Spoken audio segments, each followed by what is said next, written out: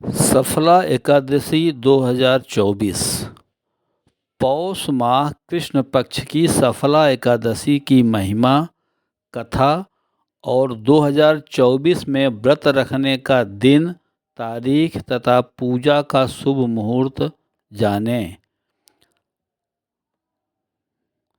YouTube एस्ट्रोवास channel के सभी viewers का आभार व्यक्त करते हुए पंडित विजय शंकर शुक्ल पत्नी सहित हृदय से स्वागत एवं नमन करते हैं। पौष माह कृष्ण पक्ष की सफला एकादशी की महिमा, कथा और 2024 में व्रत रखने का दिन, तारीख तथा पूजा का शुभ मुहूर्त की जानकारी आपस में साझा करने के पहले सुनिए शंखनाद।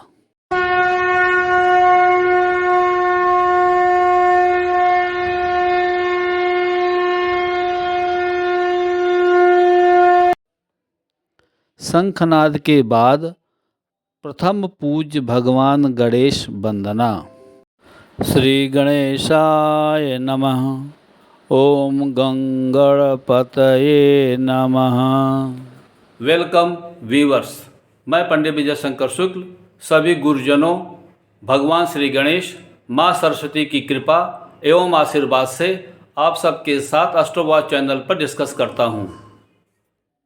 पौष माह कृष्ण पक्ष की सफला एकादशी की महिमा, कथा और 2024 में व्रत रखने का दिन, तारीख तथा पूजा का शुभ मुहूर्त। प्रेम से बोलिए लक्ष्मी नारायण भगवान की जय। मंगलम भगवान विष्णु, मंगलम गरुड़ध्वज, मंगलम पुंडरीकाक्षं, मंगलाय तनोहरि। तदैव लग्नं सुदिनं तदैव ताराबलं चंद्रबलं तदैव विद्याबलं दैवबलं तदैव लक्ष्मीपतिं तें युग्म स्मरामि। इस वंदना के बाद सफला एकादशी व्रत की महिमा जानें। इस दिन व्रत रखकर भगवान विष्णु, विशेषतः भगवान अच्युत और जगत जननी माँ लक्ष्मी की उपासना करने का विधान है। इससे भगवान विष्णु और जगत जननी माँ लक्ष्मी की कृपा प्राप्त होती है, जिससे पुण्य बढ़ता है और पाप मिटते हैं, कष्टों से मुक्ति मिलती है, सभी कार्यों में सफलता प्राप्त होती है, इंसान को लंबी आयु का वरदान प्राप्त होता है, आय और सुख समृद्धि में वृद्धि होती है, मृत्यु के बाद व्यक्ति को स्वर्ग की प्राप्ति होती है। सफला एकादशी महात्म्य की कथा। धर्मराज युधिष्ठिर के आग्रह पर भगवान श्री कृष्ण बोले, पौष माह के कृष्ण पक्ष में आने वाली इस एकादशी को सफला एकादशी कहा जाता है। इस एकादशी के देवता श्री नारायण हैं। जिस प्रकार नागों में शेषनाग, पक्षियों में गरुण, सब ग्रहों में चंद्रमा, यक्षों में अश्वमेध और देवताओं में भगवान विष्णु श्रेष्ठ हैं, उसी तरह सब व्रतों में एकादशी का व्रत श्रेष्ठ है। जो मनुष्य सदैव एकादशी का व्रत करते हैं वे मुझे परम प्रिय हैं। इसका महात्म्य मैं तुमसे कहता हूँ, ध्यानपूर्वक सुनो।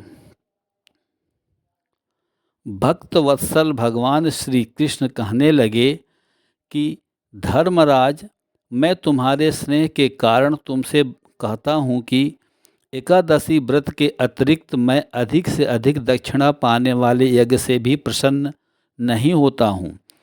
अतः इसे अत्यंत द्वादशी युक्त पौष कृष्ण एकादशी का महात्म तुम एकाग्रचित होकर सुनो। चंपावती नगरी में एक महिष्मान नामक राजा राज्य करता था। उसके 4 पुत्र थे। उन सब में लुम्पक नाम वाला बड़ा राजपुत्र महापापी था। वह पापी सदा पर स्त्री और वेश्यागमन तथा दूसरे बुरे कामों में अपने पिता का धन नष्ट किया करता था। सदैव ही देवताओं, ब्राह्मण, वैष्णवों की निंदा किया करता था। जब राजा को अपने बड़े पुत्र के ऐसे कुकर्मों का पता चला तो उन्होंने उसे अपने राज से निकाल दिया। तब वह विचार करने लगा कि कहाँ जाऊं, क्या करूं। अंत में उसने चोरी करने का निश्चय किया। दिन में वह वन में रहता और रात्र को अपने पिता की नगरी में चोरी करता तथा प्रजा को तंग करने और उन्हें मारने का कुकर्म करता। कुछ समय पश्चात सारी नगरी भयभीत हो गई। वह वन में रहकर पशु आदि को मारकर खाने लगा। नागरिक और राज्य के कर्मचारी उसे पकड़ लेते किंतु राजा के भय से छोड़ देते। वन में एक अति प्राचीन विशाल पीपल का वृक्ष था। लोग उसकी भगवान के समान पूजा करते थे। उसी वृक्ष के नीचे वह महापापी लुम्पक रहा करता था। इस वन को लोग देवताओं की क्रीड़ा स्थली मानते थे। कुछ समय पश्चात पौष कृष्ण पक्ष की 10वीं के दिन वह वस्त्रहीन होने के कारण शीत के चलते सारी रात सो नहीं सका। उसके हाथ पैर अकड़ गए। सूर्योदय होते होते वह मूर्छित हो गया। दूसरे दिन एकादशी को मध्याह्न के समय सूर्य की गर्मी पाकर उसकी मूर्छा दूर हुई।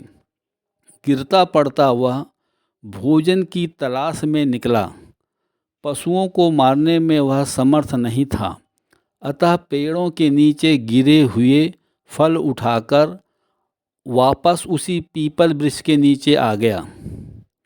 उस समय तक भगवान सूर्य अस्त हो चुके थे। वृक्ष के नीचे फल रखकर कहने लगा, हे भगवान, अब आपके ही अर्पण हैं ये फल, आप ही तृप्त हो जाइए। उस रात्रि को दुख के कारण रात्र को नींद नहीं आई। उसके इस उपवास और जागरण से भगवान अत्यंत प्रसन्न हो गए और उसके सारे पाप नष्ट हो गए। दूसरे दिन प्रातः एक अति सुंदर घोड़ा अनेक सुंदर वस्तुओं से सजा हुआ उसके सामने आकर खड़ा हो गया। उसी समय आकाशवाणी हुई कि हे राजपुत्र, श्री नारायण की कृपा से तेरे पाप नष्ट हो गए हैं। अब तू अपने पिता के पास जाकर राज्य प्राप्त कर। ऐसी बाणी सुनकर वह अत्यंत प्रसन्न हुआ और दिव्य वस्त्र धारण करके भगवान आपकी जय हो कहकर अपने पिता के पास गया। उसके पिता ने प्रसन्न होकर उसे समस्त राज्य का भार सौंप दिया और स्वयं वन के रास्ते चल दिए। अब लुम्पक शास्त्रानुसार राज्य करने लगा। उसके स्त्री पुत्र आदि सारा कुटुंब भगवान नारायण का परम भक्त हो गया।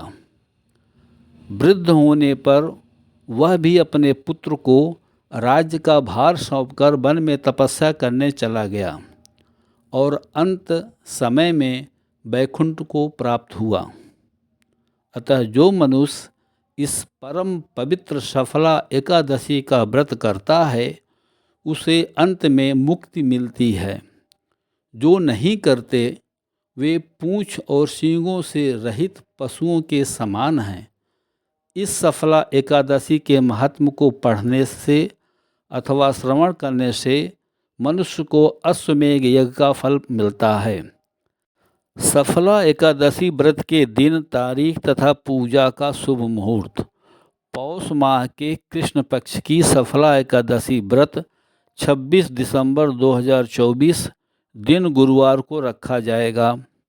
वैदिक पंचांग के अनुसार पौष माह के कृष्ण पक्ष की एकादशी तिथि 25 दिसंबर बुधवार को रात 10:29 से शुरू होगी और इस तिथि का समापन 26 दिसंबर गुरुवार को रात 12:43 पर होगा। इस बार सफला एकादशी पर 3 शुभ संयोग। पहला, गुरुवार का दिन जो भगवान विष्णु की पूजा के लिए समर्पित है। दूसरा, सुकर्मा योग प्रातः काल से लेकर रात 10:42 तक। उसके बाद धृत योग जो अगले दिन पारण के समय भी होगा। तीसरा, स्वाति नक्षत्र प्रातः काल से लेकर शाम 6:09 तक है। सफला एकादशी 2024 शुभ मुहूर्त 26 दिसंबर 2024 को सफला एकादशी के दिन ब्रह्म मुहूर्त 5:23 से 6:17 तक है। अभिजीत मुहूर्त दोपहर 12:01 से दोपहर 12:43 तक है। सफला एकादशी व्रत की पूजा आप सुकर्मा योग में करें। सूर्योदय सुबह 7:12 पर होगा।